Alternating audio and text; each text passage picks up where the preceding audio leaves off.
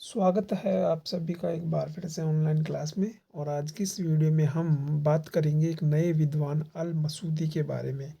पिछले वीडियो में हमने अल बल्खी तक विद्वानों को देख लिया था। अल बल्खी को हमने देख लिया था, इब्ने सीना को हमने देख लिया था और इब्ने हाकल के बारे में हमने जानकारी प्राप्त कर ली थी। और आज की इस नए वीडियो में हम अल मसूदी के बारे में बात करेंगे। ये आपकी तीसरी क्लास है। आपकी तीसरी क्लास ये है भौगोलिक चिंतन के इतिहास का अपने अभी चल रहा है। भौगोलिक चिंतन का इतिहास हम पढ़ रहे हैं, तो उसकी ये तीसरी क्लास है। पिछली दो क्लास अगर जिस किसी ने भी नहीं देखी है तो वो प्लेलिस्ट में आपको वीडियो मिल जाएगी, आप जा कर के देख लीजिएगा, ठीक है ना। तो आज हम बात करेंगे अल मसूदी के बारे में कि अल मसूदी ने भौगोलिक चिंतन के विकास में अपना क्या योगदान दिया और क्या योगदान इसका रहा है, तो और इसका कार्यकाल क्या है उसको हम देखेंगे। इसकी कौन कौन सी पुस्तक इसने लिखी है और क्या क्या जानकारी इसने भौगोलिक चिंतन के इतिहास में विकास में अपना योगदान के अंदर है जो प्रस्तुत की है, ठीक है ना। तो हम देखते हैं। अगर बात कर ली जाए अल मसूदी की, तो इसका कार्यकाल 290 से 950 ईस्वी रहा है। और इसके बाद में हम देखें तो ये 10वीं शताब्दी का महान भूगोलवेत्ता था अल मसूदी। अगर इसकी बात कर ली जाए तो पहला अरब भूगोलवेत्ता जिसने मेडागास्कर का जो द्वीप है के बारे में जानकारी दी थी। यानी प्रश्न कई बार परीक्षा में पूछ लिया जाता है कि पहला अरब भूगोलवेत्ता कौन था जिसने मेडागास्कर द्वीप के बारे में जानकारी दी थी, तो वो था आपका अल मसूदी। और चलते हैं आगे, देखते हैं। वह यहाँ है दक्षिण में मेडागास्कर के कान बालू द्वीप, कान बालू और मोजम्बिक के सोफाला बंदरगाह तक गया था। यानी ये जब बात कर ली जाए अगर इस अलमसूदी की, तो ये अलमसूदी जब मतलब खोज करने के लिए गया था, तो इसने क्या किया, ये कान बालू क्षेत्र और मोजाम्बिक क्षेत्र है जो सोफाला बंदरगाह तक है, वहाँ तक ये गया था। और वहाँ तक जा कर के ये इसने है जो मतलब खोज की थी और इसने चीज़ों को देखा था, उनके बारे में फिर इसने अध्ययन करके और लिखा। फिर हम चलते हैं आगे।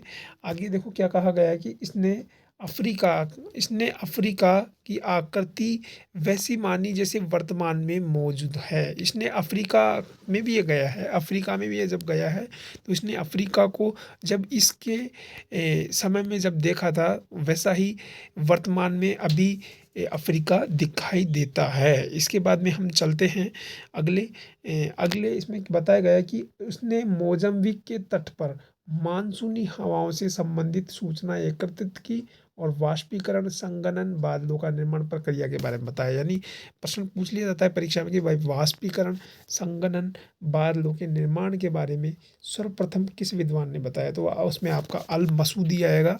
अल मसूदी विद्वान ने इसके बारे में है जो मतलब जब खोज की तो उसने जो वहाँ जब ये गया तो इसने सूचना एकत्रित की, वाष्पीकरण संगणन और बादलों के निर्माण की प्रक्रिया के बारे में इसने बताया। हाँ, इस प्रकार अल मसूदी देखो, इस प्रकार अल मसूदी एक जाना माना जलवायु विशेषज्ञ था। अल मसूदी को भाई जलवायु विशेषज्ञ भी कहा जाता है। और जिसने सर्वप्रथम मानसूनी हवाओं के बारे में बताया। यानी सर्वप्रथम मानसूनी हवाओं के बारे में बताने वाला पहला विद्वान कौन था आपका, अल मसूदी था। कौन था भाई, अल मसूदी। कौन था, अल मसूदी मसूदी था। अल मसूदी जिसने सर्वप्रथम मानसूनी हवाओं के बारे में बताया। इसे जलवायु विज्ञान का वेता भी कहा जाता है। अगला चलते हैं कि इसने विश्व की जलवायु को 7 खंडों में विभक्त किया। देखो मैं आपको बताऊं, ये प्रश्न कई बार यूजीसी नेट पे पूछा गया प्रश्न है कि विश्व की जलवायु को 7 खंडों में किसने विभक्त किया, तो उसमें आपका नाम आएगा अल मसूदी का। बहुत बार परीक्षा में पूछा गया प्रश्न है ये, यूजीसी नेट की एग्जाम में पूछा गया प्रश्न है। तो इसको आप ध्यान में रख लीजिएगा। इसके बाद में चलते हैं हम अगले कि जिसमें से 4 वे जलवायु प्रदेश को महत्वपूर्ण, इसने क्या किया है, 7 जलवायु प्रदेशों को विभक्त किया है, जिसमें से 4वें जलवायु प्रदेश को महत्वपूर्ण व अनुकूल प्रदेश मानता था ये, जिसमें मिस्र, इराक, फारस और भारत सम्मिलित है। यानी इसने 7 जलवायु प्रदेशों का टोटल अध्ययन किया है, जिसमें इसने चौथे नंबर के जो जलवायु प्रदेश है, 4वें जलवायु प्रदेश में इसने मिस्र, इराक, कौन कौन से, मिस्र और इराक। इराक के बाद में कौन कौन सा है आपका, फारस। फारस के बाद में इसने भारत। ये जो इसमें सम्मिलित थे इसको इसने क्या माना है, महत्वपूर्ण माना है, ठीक है ना। इसमें इसने महत्वपूर्ण इनको माना है। इसके बाद में हम चलते हैं आगे। सर्वप्रथम अल मसूदी ने ही अरल सागर के बारे में बताया था। भाई अरल सागर के बारे में किसने बताया था? सर्वप्रथम अल मसूदी ने बताया था। ये भी आपको ध्यान में रखना है। और यह भी बताया था कि अरल सागर में आमू दरिया और सर दरिया, देखो आमू सागर, देखो मैं आपको बताऊं, जब आप विश्व का भूगोल पढ़ेंगे और आप जब ये नदियां पढ़ेंगे, आमू दरिया, सर दरिया, ओब, येनिसी, लीना, इन नदियों के बारे में जब पढ़ेंगे आप, विश्व की नदियों के बारे में, तो आपको पता चलेगा कि ये जो आप विश्व के नक्शे में, एटलस में आप देख सकते हैं, आपको मिलेगी ये नदियाँ। सर दरिया, आमू सर अरल सागर में आमू दरिया और सर दरिया नदियाँ ये जो गिरती हैं, इसके बारे में भी सर्वप्रथम किसने बताया था? अल मसूदी ने बताया था। अल मसूदी के अनुसार समुद्र के जल में रंग की विभिन्नता का कारण समुद्री वनस्पति ही है, जो कि सही है। यानी इसने ये भी बात कही थी कि भाई समुद्र के जल में विभिन्नता आती है, उसका प्रमुख कारण समुद्र की वनस्पति है, जिसके कारण समुद्र का जल अलग सा अपन को दिखाई देता है। इसके बाद में हम चलते हैं आगे, तो आगे है, इसके अलावा इसने यह भी बताया था कि सागरों महासागरों में पाया जाने वाला नमक स्थल से ही आता है, जो कि सही है। यानी इसने ये भी कल्पना की है कि सागरों महासागरों में जो नमक पाया जाता है वो स्थल से ही आता है, उसकी भी कल्पना अल मसूदी ने की है। इसके बाद में चलते हैं आगे, तो आगे है, उसने कैस्पियन सागर के तट पर समुद्री ज्वार का अवलोकन किया था।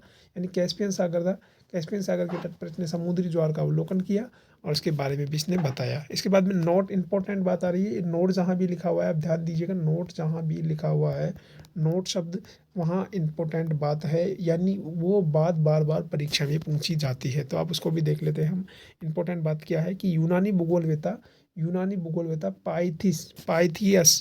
पाइथियस ने ज्वार का अवलोकन एटलांटिक के तट पर, व हेरोडोटस ने लाल सागर के तट पर, व नियरकस ने अरब सागर के तट पर, है ना। तो ये आपको पता रखना है कि किस किस विद्वान ने कहाँ कहाँ ज्वार का अवलोकन किया। तो यूनानी विद्वान पाइथियस ने तो ज्वार का अवलोकन एटलांटिक के तट पर किया था, हीरोडोटस ने लाल सागर के तट पर किया था, और नियरकस ने अरब सागर के तट पर ज्वार का अवलोकन किया था। इसके बाद में अल बरूनी ने सोमनाथ के तट पर समुद्री ज्वार का अवलोकन किया, ठीक है ना। और अल मसूदी का तो अभी अपन ने देखा ही था कि इसने कैस्पियन सागर के तट पर समुद्री ज्वार का अवलोकन किया। इसके बाद में चलते हैं हम अल मसूदी के बारे में, और क्या बातें हैं। अल मसूदी देखिएगा, अल मसूदी ने अटलांटिक व हिंद महासागर को जुड़ा हुआ बताया था, जो कि सही है, क्योंकि उसने अटलांटिक महासागर की डार्क ग्रीन, यानी गहरा हरा, डार्क ग्रीन सी यानी गहरा हरा सागर कहा, यानी अटलांटिक महासागर को, यानी अटलांटिक महासागर और हिंद महासागर को अल मसूदी ने कैसा बताया? जुड़ा हुआ बताया। और इसने जो अटलांटिक महासागर को क्या बताया? गहरा हरा सागर कहा। अल मसूदी के अनुसार अरब सागर विश्व का सबसे बड़ा सागर था। अरब का सागर को इसने विश्व का सबसे बड़ा सागर बताया। इसके अकॉर्डिंग अरब सागर विश्व का ग्रेट यानी बड़ा सागर था। अल मसूदी ने अरब राज्य से चीन के मध्य ज्ञात सागर माने, जो कि निम्न प्रकार से, देखो जब अल मसूदी ने बात करते हैं, अल मसूदी की, अल मसूदी ने जब अरब राज्य से चीन के मध्य जब यात्रा की, और इसने जब जो ज्ञात सागर इसके अनुसार जो माने हैं वो निम्न है, मैं आपको बता देता हूँ। 7 सागर इसने माने हैं, सातों को मैं आपको बता देता हूँ। फारसियन सागर है पहला आपका, दूसरा है लाकी सागर, फारस की खाड़ी जिसे बोलते हैं हम वर्तमान में अरब सागर, जिसे लाकी सागर है वो, जिसे हम वर्तमान में अरब सागर बोलते हैं। फिर तीसरा आपका है हर केंद्र सागर, जिसे हम बंगाल की खाड़ी बोलते हैं। चौथा है आपका केंद्रीय सागर, जिसे हम वर्तमान शाम की खाड़ी या थाईलैंड की खाड़ी भी हम कहते हैं। और सैन्फ सागर पांचवा है, वियतनाम के तट के पास में आपको मिलेगा। और सेलाहेत सागर व कालाबार सागर आपको वर्तमान में मलक्का जलासंधि के पास में मिलेगा ये।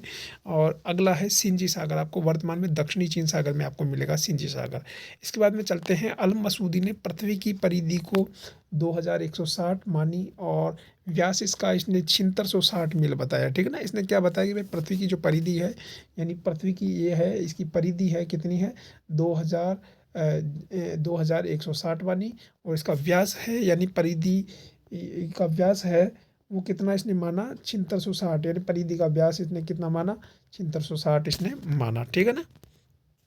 आपने गणित में पढ़ा होगा इस तरह से 2 पाई r, दो व्यास और त्रिज्या आप है जो इसने मानी है कि 2160 और 7707 इसने व्यास को माना है।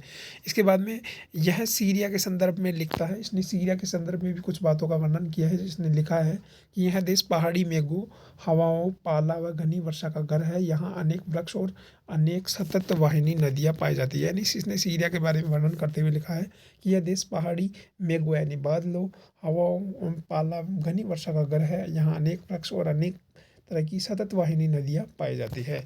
इसके बाद में अल मसूदी ने क्या कहा है कि अल मसूदी के अनुसार पृथ्वी का कोई भी स्थान ऐसा नहीं है जहाँ जहाँ जहाँ जल से घिरा हुआ रहा हो, जहाँ हमेशा वो जल से घिरा हुआ रहा हो, ऐसी भी स्थान नहीं है जहाँ हमेशा स्थल रहा हो, जो कि सही है। यानी इसने ये कहा है, ये बात कहने की इसने कोशिश की है कि भाई ऐसा स्थान नहीं है जो या तो हमेशा जल से घिरा हुआ हो, या ऐसा भी कोई स्थान नहीं है जो हमेशा स्थल रहा हो। तो ये बात भी सत्य है।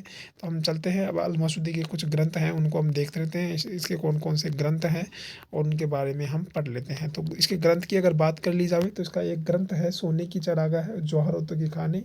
वर्तमान में इसकी एकमात्र शेष बची हुई कृति है अल दहाब। देखो आपको ध्यान में रखना है, इसकी एक कृति है उसका नाम है अल दहाब, कई बार परीक्षा में पूछ ली जाती है। इसके बाद में दूसरी है ईरान व इराक का भूगोल, और तीसरी है इसकी समय विपणिका, और चौथी है गजट निर्देश, पांचवी है उपदेश व निरीक्षण। ठीक है ना, आपको इनको ध्यान में रखना है। ये इसकी ग्रंथ हैं, बिल्कुल इसके ग्रंथ हैं अल मसूदी के, आपको ध्यान में रखने हैं। ठीक है ना, इस पेपर की ये जो पीडीएफ है इसकी मैं आपको फ़ोटो टेलीग्राम पर उपलब्ध करा दूंगा, आप वहाँ से जा करके डाउनलोड करके और इसे लिख सकते हैं। ठीक है ना भाई, आपको समझ में आ रहा हो तो वीडियो को लाइक भी करें आप, क्योंकि मुझे काफ़ी कम व्यूज़ वीडियो पर दिखाई पड़ते हैं, और मैं अगर ऐसा रहा तो मैं क्लास बंद कर दूँगा। ये तो इसलिए आप वीडियो को लाइक भी करें ताकि आपका भी फ़ायदा होए, मेरा भी फ़ायदा होए। तो पढ़ते हैं आगे, अब हम चलते हैं आगे, क्योंकि चैप्टर थोड़ा लंबा है और इसे आज हम कंप्लीट करना है हमें। देखते हैं, अल मसूदी पहला व्यक्ति था जिसने भू आकारों की निर्माण प्रक्रिया को समझाया था। यानी भू आकारों की निर्माण प्रक्रिया को सर्वप्रथम अल मसूदी ने बताया था, और उसने बताया था, क्या बताया था भाई, इसने भू आकारों का निर्माण विभिन्न अवस्थाओं से गुजरने के बाद होता है। यानी भू आकारों का निर्माण इसने बताया कि अपर्दन चक्र का परिणाम माना है इसने। भू आकारों के निर्माण को अपर्दन चक्र प्रभावित करने वाले कारकों में नदी को सबसे महत्वपूर्ण माना है। यानी नदी के द्वारा आप देखते होंगे कई बार हम घरों के बाहर हमारे बजरी के जब टीले होते हैं, बड़े बड़े ढेर होते हैं, वो धीरे धीरे जब उनके पास से पानी, मान लो कोई अगर पानी जा रहा है तो उस पानी के कटाव के कारण बजरी मतलब पानी के साथ मिल मिल करके जाती रहती है, और जाने के बाद में एक सतह ऐसी आती है कि वो टीला कुछ दिनों में तो आपको पहले तो बड़ा दिखेगा, फिर छोटा छोटा छोटा और धीरे धीरे बहुत छोटा होता जाएगा। यानी पानी के द्वारा मतलब उस जल के द्वारा उस बजरी का क्या कर लिया जाता है, अपर्दन कर लिया जाता है। तो उस अपर्दन की अवस्थाओं के कारण वो ढेर है जो मतलब छोटा हो जाता है। इस प्रकार से इसने अपर्दन की अवस्था को माना है और उसके बारे में बतलाया है। इसके बाद में हम चलते हैं आगे। आगे इसने क्या कहा है कि उसने भाषा के आधार पर वाष्य योग विश्व को 7 भागों में बांटा है। भाषा के आधार पर भी इसने विश्व को 7 भागों में बांटने का प्रयास किया है। अब हम इनको देख लेते हैं एक बार, फिर लास्ट में हम इनको सभी को एक साथ से रिविज़न कर लेंगे, और रिविज़न में इनको वापस से देख लेंगे ताकि आपको याद रह जाएगा। ठीक है, हम देखते हैं भाषा के आधार पर इसने बांटा है फारसी, अरब, चैल्डियन, यूनानी, मिस्री, लिबियन, तुर्की, हिंदी और चीनी। ठीक है, अब हम इनका रिवीजन कर लेते हैं। ये मैंने रिवीजन के लिए आपको एक साथ डॉट डॉट में बॉक्स में आपको बताने का प्रयास किया है अल मसूदी की इम्पोर्टेंट बातों को। ठीक है, और फिर इसके बाद में हम इब्ने बतूता को कल देखेंगे। आज की क्लास में इतना ही, पहले हम इसका रिवीजन कर लेते हैं। तो देखते हैं, अल मसूदी यानी अरब सागर के बारे में बताने वाला पहला व्यक्ति था। एक ये बात हमने अभी पढ़ ली थी। इसके बाद में दूसरी बात है सागर के विभिन्न रंग का कारण वनस्पति को बताने वाला पहला विद्वान, ये भी किसने बताया, अल मसूदी ने बताया भाई। इसके बाद में अगली बात है 10वीं शताब्दी का महान भूगोलवेत्ता भी किसे कहा जाता है, अल बरूनी को कहा जाता है, अल मसूदी को कहा जाता है। इसके बाद में मेडागास्कर द्वीप की खोज किसने की, भाई गुरुजी अल मसूदी ने की। इसके बाद में अगर पूछ लिया जावे मानसून के बारे में जानकारी देने वाला पहला व्यक्ति, गुरुजी मानसून के बारे में पहली जानकारी देने वाला व्यक्ति अल मसूदी था। इसके बाद में यदि पूछ लिया जावे दक्षिण में मोजाम्बिक व सोफाला तक की यात्रा किसने की, गुरुजी, तो अल मसूदी ने की। अल मसूदी ने मोजाम्बिक व सोफाला तक की यात्रा की। इसके बाद में पूछ लिया जाए गुरुजी फारस से चीन तक जो 7 सागर माने हैं वो किसने माने हैं, गुरुजी अल मसूदी ने माने हैं। इसके बाद में पूछ लिया जावे कि कैस्पियन सागर के तट पर समुद्री द्वार का अवलोकन करने वाला पहला व्यक्ति कौन था, तो गुरुजी अल मसूदी था। ठीक है ना। इसके बाद में अगर पूछ लिया जावे भू आकारों के निर्माण प्रक्रिया संदर्भ में बताने वाला पहला व्यक्ति, तो वो था आपका अल मसूदी। और सीरिया के संदर्भ में बताने का विस्तृत वर्णन किसने किया, अल मसूदी ने। चलो चलते हैं गुरुजी, ये बात भी मानी। इसके बाद में देखते हैं उसके अनुसार, यानी इसके अनुसार अल मसूदी के अनुसार लाकी अरब सागर का विश्व का सबसे बड़ा सागर है। ये किसने बताया गुरुजी, अल मसूदी ने बताया। सागर के विभिन्न रंग का कारण वनस्पति को बताने वाला कौन था, गुरुजी अल मसूदी था। तो ये अल मसूदी की कुछ इंपॉर्टेंट बातें थी, इनका हमने रिवीजन कर लिया। अभी हमने इन सभी के बारे में बात कर ली थी। तो आज का हमने अल मसूदी का ये टॉपिक पढ़ा है और उम्मीद करता हूँ आपको ये समझ में आया होगा। तो वीडियो को लाइक कर दीजिएगा और जब तक के लिए मुझे दीजिए इजाज़त। अगली वीडियो में हम फिर से एक नए टॉपिक को लेकर चर्चा करेंगे। नमस्कार।